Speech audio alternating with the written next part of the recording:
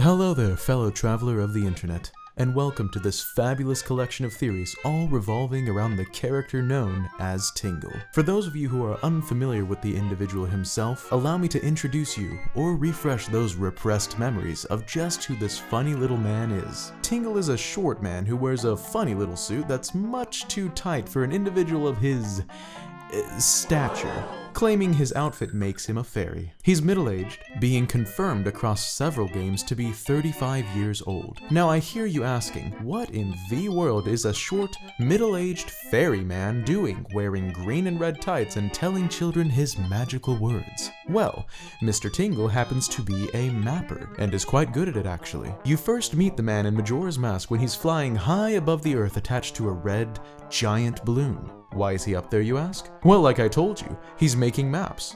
He's made other appearances in several main Zelda titles, such as but not limited to Wind Waker, where he's a map translator, Four Swords Adventures, where he tries to steal Force Gems from you, and the Minish Cap, where he and his brothers will fuse Kinstones with you. Tingle is also the star of his own spin-off games, known as Freshly Picked Tingle's Rosy Rupee Land, try saying that one 5 times as quickly as you can, and Ripened Tingle's Balloon Trip of Love, both of which focus around Tingle and his fellow companions. Now, a character as ridiculous as Tingle often provides more questions than answers as to why he appears the way he does, and why exactly he does anything that he ends up doing in all the games. It is for this reason that I have compiled a fabulous collection of Tingle theories for you all to watch and enjoy. And now, without further ado, please watch and enjoy. Perhaps the most well-known theory about the little green fairy man is that Tingle is a murderer. I know I'm starting off strong, but as a wise man probably once said, why the heck not? In the game Wind Waker, which was a lot of people's first and most notorious introduction to Tingle, you first find the man in prison. No joke, he's holed up in prison on Windfall Island. Why, you ask? For stealing a picto box from the man named Lenzo. Now I hear you wondering, just because he's a thief that doesn't make him a killer, right? Where's the proof of that? Well, in the game, when you release Tingle from his jail cell and in return have full access to his former living quarters, there's a peculiar movable crate sitting against the wall. In good old Zelda fashion, when you push said crate from the wall, lo and behold, there's a hidden pathway behind it. Obviously, we've got to explore this tiny, Tingle-sized hidden crawl space to see what it leads to. Upon crawling through the twists and turns, we eventually emerge into a strange open area with a chest in the middle of it. But what's this?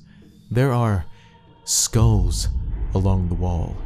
Human skulls. Now I suppose it's possible that Tingle is merely making use of the already dug out secret chamber filled with already dead human skulls in order to hide his pictobox away, but that all seems awfully convenient now, doesn't it? It's also unrealistic that the secret crawl space would be hidden away with an ordinary looking crate before Tingle was even there. Surely whoever runs this jailhouse would have noticed that prior to housing another criminal in the cell, meaning Tingle himself dug this crawl space until he found an opening. This could explain why some of his tunnels appear to lead nowhere, or lead to trapdoors, whether it be to find a secret opening or to throw off pesky intruders. Either way, it means Tingle himself dug this tunnel. But how would he transport the bodies of his murder victims through that teeny tiny crawl space? Well, I can only answer that with a question. We don't see the full skeletons now, do we? Only the skulls. A head is much more transportable than an entire body. But what did he do with the bodies then? Who knows? Maybe we'll never know. Or maybe we already do. The next theory is that Tingle is Link from another dimension. Aside from the fact that he's obsessed with Link himself and fairies and the like, it's revealed to us in the games that sadly never made it to the US that Tingle is not Tingle's real name. In fact, we don't actually know his real name.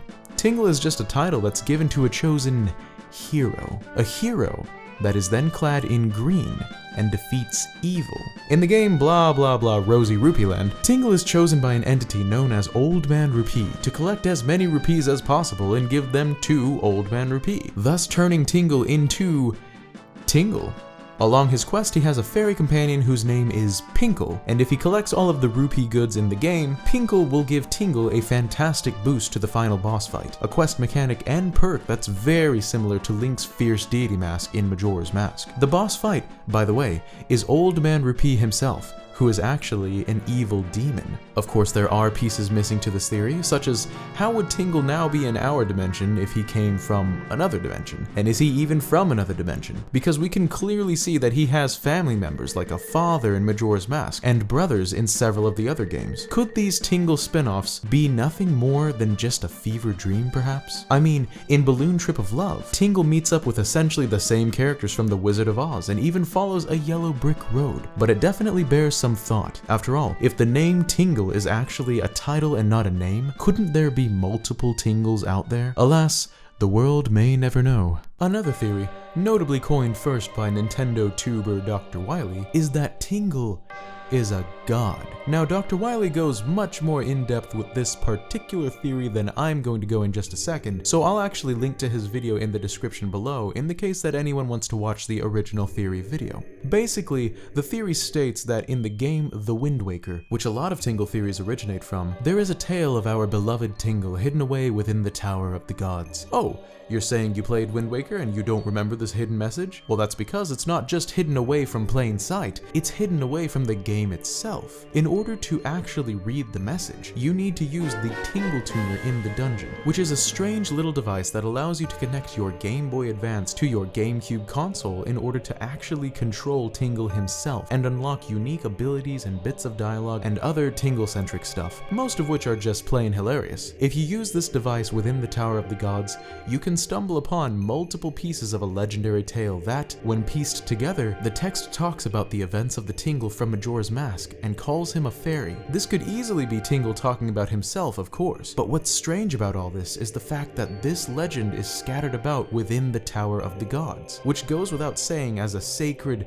sealed away place that very, very few have ever traversed or even seen, much less Tingle himself. The other strange detail regarding this legend is that it details a Tingle from a completely different timeline. Furthermore, the events of that specific game in that specific timeline can only possibly be known by Link or Tingle himself, since the game took place in Termina, a land where only Link and now apparently Tingle have been to. Dr. Wily concludes mostly from these two strange facts that the same multi-thousand-year-old Tingle must have placed the legend there himself, and that by extension must mean Link is some sort of timeline-hopping fairy or other deity. What if the magical words Tingle Tingle Kooloo Limpah are actually altering reality every time he says them? If that thought makes you a bit nervous, don't worry, you're definitely not alone. But who knows? A Tingle-ruled reality may actually spice things up a bit. My final theory in this fabulous little collection of theories is a bit more factual than it is theoretical, but since it hasn't officially been confirmed in any of the games, it's still considered just a theory. This one is about Tingle being a slave owner or a slave driver. Once again, in the game Wind Waker,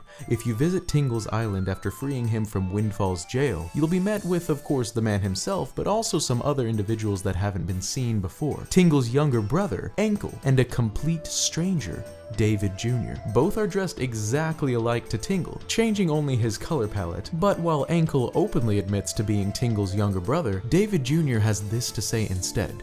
"This guy here and I are complete and utter strangers, I kid you not." Now, why would this complete and utter stranger be here, working for Tingle, on Tingle Island, with Tingle's brother? According to the David Jr. figurine, David Jr., son of David Sr., is a sailor who was once in search of the fabled treasure within the ghost ship. He was taken one night by strong drink, however, and ended up docking at Tingle Island in a drunken stupor. When he woke up, according to his own words, he was dressed inexplicably in the Tingle gear and his ship was gone, and he's been forced to work for Tingle ever since. What exactly happened when he was drunken that night can't be known for sure, but one thing is certain. He is currently being held against his will. The poor man wants nothing more than to be allowed to leave these crazy brothers behind and resume his seaworthy quest, but alas, he is a slave to the master of the island, Tingle himself. You know, if Link wasn't such good business for Tingle's map deciphering, I wonder if the same would have happened to him.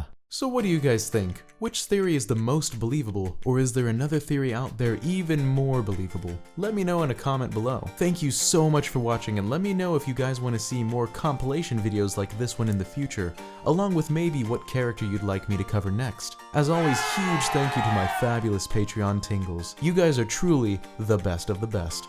Follow the link in the description below to learn how to get your name up here at the end of each of my videos. Also in the description below is my amazing Discord server invite, so if you want to chat it up with the best of us, be sure to check it out. That's all I've got for you this time, so without further ado, this is Masked Nintendo Tingle signing out. Peace!